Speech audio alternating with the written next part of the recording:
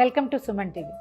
Evening snacks కోసం పెసలతోటి వడలు చేసుకుందామండి. పెసర గారెలు అంటాం. పెసర పప్పున్నా చేసుకోవచ్చు. పెసర పప్పుతో కంటే పెసలు కానీ పొట్టు పెసరపప్పు కానీ ఉంటే ఎక్కువ రుచిగా ఉంటుంది. బాగా అంటే కరకరలాడుతూ వస్తాయి, మంచి అంటే తినబుద్ధి అవుతుంది అనమాట.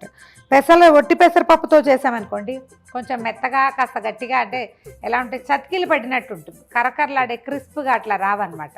అందుకని ఏం చేయొచ్చు అంటే మనం పెసలు లేదా పొట్టు పెసరపప్పు ఉంటే శుభ్రంగా ఒకసారి కడిగేసి 1 గంట 2 గంటలు పెసల్ని నానబెట్టండి. మినపప్పులాగా 5-6 గంటలు, ఎక్కువ గంటలు అక్కర్లా, 1 గంట గంటన్నర అయితే సరిపోతుంది. కొంచెం వేడి నీళ్ళు పెట్టి వేడి నీళ్ళల్లో పోసేసామంటే తొందరగా ఉబ్బిపోతాయి ఈ పెసలు. తర్వాత ఏమో 2 స్పూన్లు, 1 కప్పు పెసలు నానబెట్టామనుకోండి, 1 స్పూనున్నర పెసరపప్పు కూడా నానబెట్టి పక్కన పెట్టుకోండి. ఇది కలిపి చేసుకోవచ్చు మనం. దీంతో పాటు ఏం చేస్తాము, నానిన పెసలు వాటితోటి అల్లము, పచ్చిమిర్చి, జీలకర్ర, నాకు పుదీనా ఎక్కువ ఇష్టం అండి, కొత్తిమీర పుదీనా కలిపి గ్రైండ్ చేసి పెట్టుకోవాలి ముద్ద. ఒకవేళ కనుక మీకు పుదీనా చాయిస్ కాకపోతే కొత్తిమీర కరివేపాకు గ్రైండ్ చేసుకుంటే బాగుంటుంది. పెసరపప్పు అవి నాని రెడీగా ఉన్నాయి, గ్రైండ్ చేసేద్దాం. ఒక ఉల్లిపాయని చిన్న ముక్కలు కట్ చేశాను. ఈ ముక్కలు పాళంగా ఉంటే వడల్లో నుంచి బయటకు వచ్చేస్తూ ఉంటాయి. కొంచెం గ్రైండ్ చేసామనుకోండి కచ్చాపచ్చాగా ఎక్కువ బాగుంటుంది. మన దగ్గర ఇప్పుడు ఇవాళ వస్తున్నాయి కదా థ్రెడ్ లాగేటువంటి కట్టర్స్, దాంట్లో కనుక వేస్తే ఉల్లిపాయ సన్న పొట్టులా అవుతుంది కదా, ఆ పొట్టు అయితే దాన్ని డైరెక్ట్గా వాడేసుకోవచ్చు. ఇలా ముక్కలుగా ఉన్నప్పుడు ముక్కభావకంగా ఉంటే వడ చక్కటి షేప్ రాదు. అందుకని దీన్ని కూడా కొంచెం గ్రైండ్ చేద్దాం. పెసలకి ఎప్పుడు గుడ్ కాంబినేషన్ అల్లం అండి. ఎంత ఎక్కువ అల్లం వేసుకుంటే అంత మంచిది, రుచి కూడా.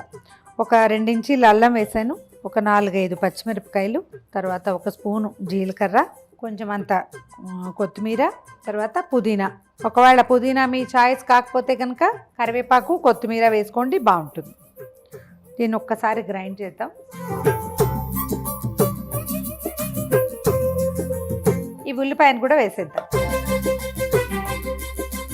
అల్లము, పచ్చిమిర్చి, జీలకర్ర గ్రైండ్ చేసాం కదా, దాన్ని తీసేసాను. ఇప్పుడు ఏం చేద్దామంటే ఇందులో నానబెట్టిన పెసల్ని వేసేద్దాం. పెసరపప్పు నానబెట్టేమన్నాం కదా కొద్దిగా, అది విడిగా అట్ట పెట్టుకుందాము, అది పైన కలుపుకోవటానికి. నీళ్లు చేర్చొద్దు, అంటే పైన నీళ్లు పోయకుండా కనుక చేస్తే గట్టిగా బాగుంటుంది. సరిపడా ఉప్పు వేసేద్దాం. ఇందులో ఇందాక కారం గ్రైండ్ చేసి పెట్టాం కదా, అది వేసేద్దాం. నీళ్లు పోయకుండా ఇది వేస్తే ఏమవుతుందంటే ఇందులో ఉన్న ఉల్లిపాయ తడి, ఉప్పు మొత్తం కలిసి కొంచెం లూజ్ వస్తుంది అన్నమాట. గ్రీన్గా ఉంది చూడండి, చక్క. ప్రసాదంగా కూడా చేసుకోవచ్చండి, అంటే నైవేద్యానికి పనికొస్తుంది. కానీ నైవేద్యంగా చేసేటప్పుడు ఏం చేయాలంటే మనం ఉల్లిపాయలు మళ్ళీ అంటే వేయకుండా ఉండాలంటే.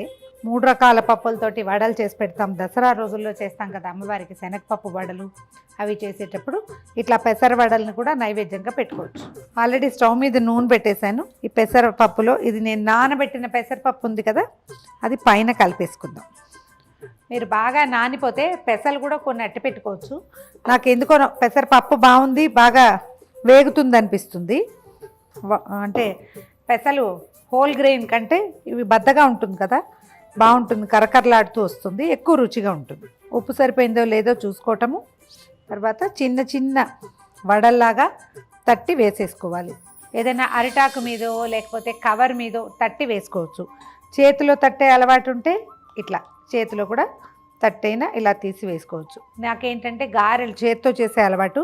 నేను ఎంత పెద్దవాడైనా చేతిలోనే ఇలాగే తట్టి వేసేస్తాను. మన అలవాటు ప్రకారం వేసుకోవటం. నూనె కాగిందో లేదో చూద్దాము. మీడియం ఫ్లేమ్లో వేద్దాం. ఎక్కువ హైలో పెడితే పైనంతా తొందరగా రంగు వచ్చేస్తుంది, లోపల మరీ సుద్దల్లా ఉంటాయి. అంత సుద్దలా ఉండకూడదు, మనకి కొంచెం లోపల దాకా వేగాలి కదా.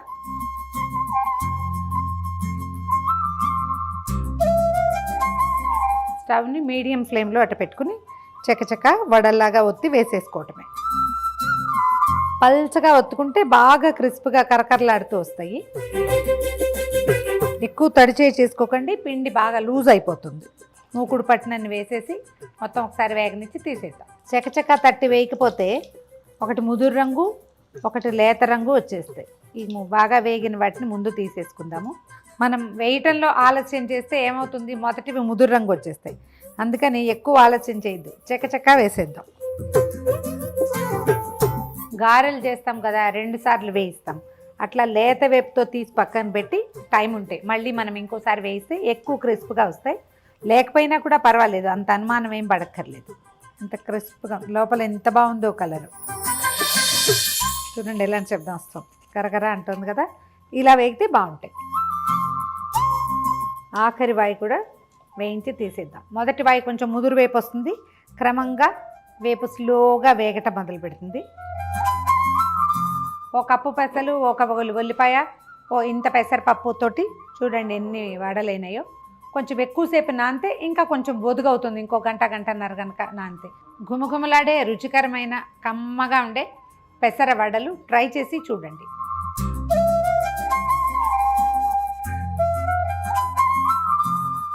ఈ వీడియో కనుక మీకు నచ్చినట్లయితే లైక్ చేయండి, షేర్ చేయండి. మరిన్ని ఇంట్రెస్టింగ్ వీడియోల కోసం సుమన్ టీవీకి సబ్స్క్రైబ్ చేసుకోండి.